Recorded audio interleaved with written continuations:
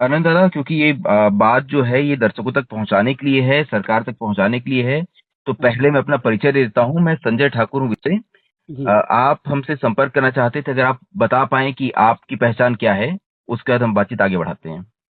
जी, फिलहाल तो मेरा नाम अनंत ही है। जी। मैं मध्य प्रदेश, महाराष्ट्र, मध्य प्रदेश और छत्तीसगढ़ स्पेशल जोनल कमेटी का सदस्य हूँ। जी। मतलब एमएमसी एजेंसी का सदस्य हूँ। जी। और एक प्रवक्ता के तौर पर ये प्रेस रिलीज जारी कर रहा हूँ जी। तीनों राज्य के मुख्यमंत्रियों के नाम पर। जी। आप अभी फिलहाल एमएमसी जोन के प्रवक्ता के तौर पे जनता के सामने अपनी बात रखना चाहते हैं और जी सरकार के जी सामने भी बात रखना चाहते हैं।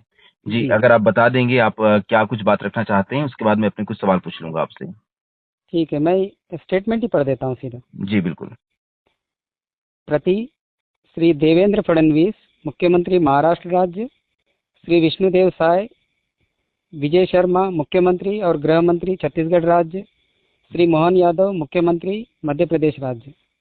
मैं Anant, Maharashtra, Madhya Pradesh, Chhattisgarh special zonal committee MMC zone के प्रवक्ता के तौर पर आप तीनों राज्य की सरकारों को एक निवेदन पत्र जारी कर रहा हूं।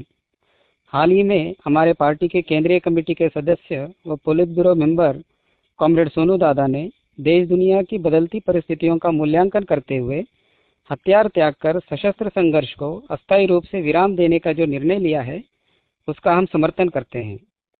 सीसीएम सतीश दादा के बाद हाल ही में हमारे एक और सीसीएम कॉमरेड चंद्रन्ना ने भी इसी निर्णय का समर्थन किया है।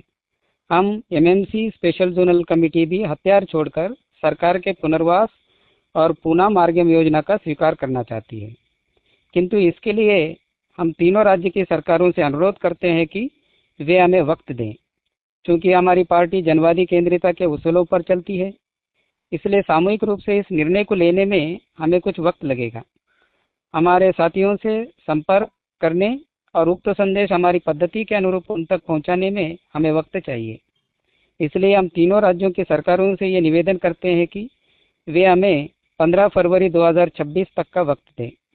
यकीन मानिए, इतना वक्त मांगने के पीछे हमारा कोई दूसरा छुपा उद्देश्य नहीं है। चूंकि हमारे पास एक दूसरे को फटाफट कम्युनिकेट करने के कोई दूसरे सरल माध्यम नहीं होते हैं, सो इतना वक्त लगेगा। हम जानते हैं ये वक्त थोड़ा ज़्यादा है, किंतु सरकार ने माओवाद समाप्ति की जो डेडलाइन मार्च 31, 2026 तय की है, उसके दायरे के भीतर ही है। तब तक हम तीनों राज्य की सरकारों से ये अनुरोध करते हैं कि वे थोड़ा संयम बरतें और अपने सुरक्षा बलों के अभियानों को रोकें। यहाँ तक कि वह आगामी पीएलजीए सप्ताह के दरमियान भी कोई अभियान ना चलाएं। मुखबिरों की गतिविधियों को भी रोकें। इनपुट या सूचना के आधार पर बलों को इंगेज ना करें। मुठभेड़ों को रोकें। हम भी आपको आश्वस्त करते हैं कि हम इस बार पीएलजीए सप्ताह नहीं मनाएंगे और हमारी तमाम गतिविधियों को विराम देंगे। दोनों तरफ से ऐसा प्रयास होने पर ही एक बेहतर माहौल बनेगा और ये संभव हो पाएगा कि हम एक दूसरे को कम्युनिकेट करके साझे रूप से एक बेहतर निर्णय पर पहुंच पाएंगे। यकीनन परिणाम सरकार की दृष्टि से सुखद और सकारात्मक ही निकल कर आएगा। मैं जोन भर के अपने साथियों से भी ये अपील करता हूँ कि वे अपनी तमाम गतिविधियों को इस प्रक्रिया के आगे बढ़ने तक और जहाँ तहाँ उक्त संदेश आप लोगों तक पहुँचने के बाद तुरंत विराम दें। हमारा सरकार से अनुरोध है कि इस निवेदन पत्र को वे अगले कुछ दिनों तक रेडियो पर चलाएं, ताकि ये संदेश जल्द से जल्द हमारे साथियों तक पहुंच सके। यही हमारे साथियों के पास एकमात्र बेहतर माध्यम है देश दुनिया की रोजमर्रा की खबरों को जानने का और डे टू डे ताज़ी खबरों से अपडेट रहने का। इसके अलावा हमारे पास और कोई उन्नत माध्यम नहीं है। हम चाहते हैं कि तीनों राज्य की सरकारें इस बीच हमें कुछ जनप्रतिनिधियों से और कुछ पत्रकारों से भी मुलाकात करने का मौका दें, जी। ताकि हम सामूहिक रूप से हथियार त्याग कर सरकार के पुनर्वास योजना को स्वीकारने की निश्चित तारीख की जल्द घोषणा कर सके। किंतु ये तभी संभव हो पाएगा जब सुरक्षा बलों के अभियानों को उक्त निश्चित तारीख तक अस्थायी रूप से रोक दिया जाएगा और उक्त प्रक्रिया के लिए सरकार अपनी ओर से अनुकूल माहौल बनाए। इस निवेदन पत्र के जारी होने के बाद हम इस पर सरकार की प्रतिक्रिया का भी इंतजार करेंगे। बेहतर है वे रेडियो में ही अगले कुछ दिनों तक शाम के प्रादेशिक समाचार के ठीक पहले हमारा ये बयान और अपनी प्रतिक्रिया प्रसारित करें, ताकि ये हमारे साथियों तक जितने जल्दी हो सके पहुंचे। इसके बाद हम एक और प्रेस विज्ञप्ति जारी करेंगे और हथियार त्यागने की निश्चित तारीख की घोषणा करेंगे।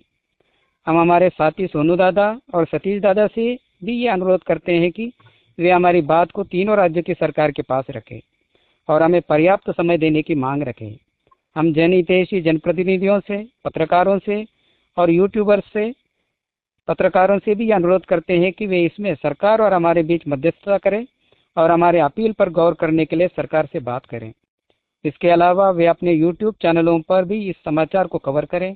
हम चाहते हैं कि वे इस मामले में एमएमसी जोन में उसी तरह की भूमिका निभाएं जिस तरह उन्होंने छत्तीसगढ़ और महाराष्ट्र में निभाया था। प्रवक्ता Anant, Maharashtra, Madhya Pradesh, Chhattisgarh special zonal committee, Bharat की कम्युनिस्ट पार्टी माओवादी।